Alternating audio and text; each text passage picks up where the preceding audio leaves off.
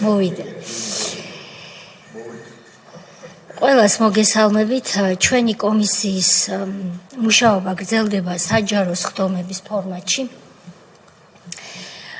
ჩვენ დღეს გვყავს 4 პირი ახსნა განმარტებისთვის მოწვეული.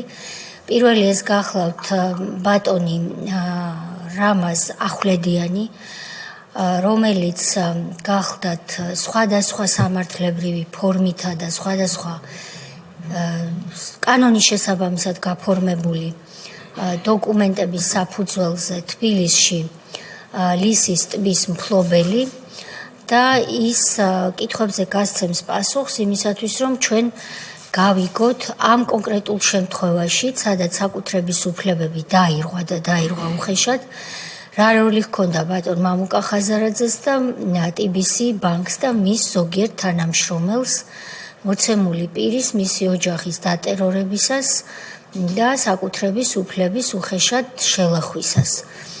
აქაც ფიგურირებს მაშინდელი ნაციონალური მოძრაობის ხელისუფლების მაღალი პოლიტიკური თანამდებობის პირები ფიგურირებენ და მათ ხელში იარაღად დაშინებისა და ქონების წართმევის უკანონო გზით ფიგურირებს როგორც ინსტრუმენტი თუ იარაღი ბატონი მამუკა ხაზარაძე და TBC ბანკი.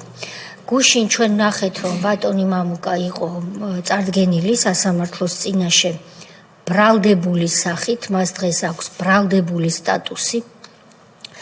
და მოსამართლემ გადაწყვიტა, რომ ბატონი მამუკა თავისი გასამართლების პროცესს უნდა დაელოდოს შინ, მაგრამ უნდა გადაიხადოს ამისათვის 50,000 ლარის ოდენობის გირაო.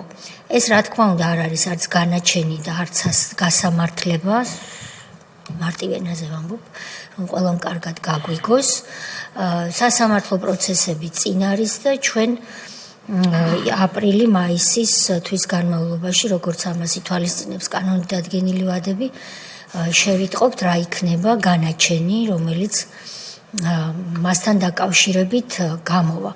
მანამდე დაახლოებით 2 თვიანი პროცესი ეწინ და ყველა ამას ყურადღებით დავაკვირდებით. მე მინდა ვისარგებლო შემთხვევით და მას ვუპასუხო, როდესაც კომისიას მან ბრალი დასდო იმაში, თითქოს ჩვენი საქმიანობა ემსახურება მის დისკრედიტაციას.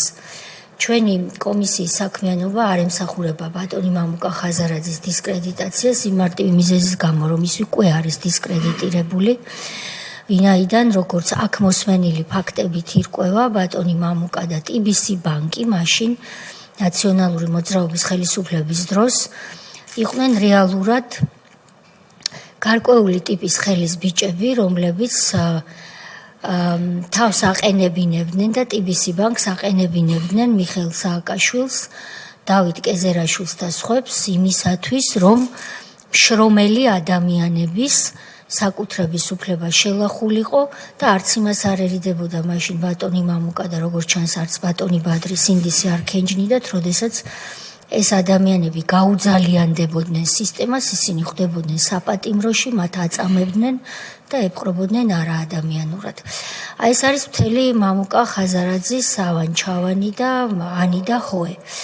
ეხლა მას აქვს ბრალდებული სტატუსი, ამიტომ კომისიაში რა კი არ გამოცხადდა დაანებოს ამ კომისიას თავი და მიხედოს სასამართლოს და სასამართლო პროცესს და პროკურორს ელაპარაკოს. რაც შეეხება დღევანდელ სხდომას, შემდეგ ბატონი რამაზ ახვლედიანის შემდეგ ჩვენ მოწვეული გვყავს ბატონი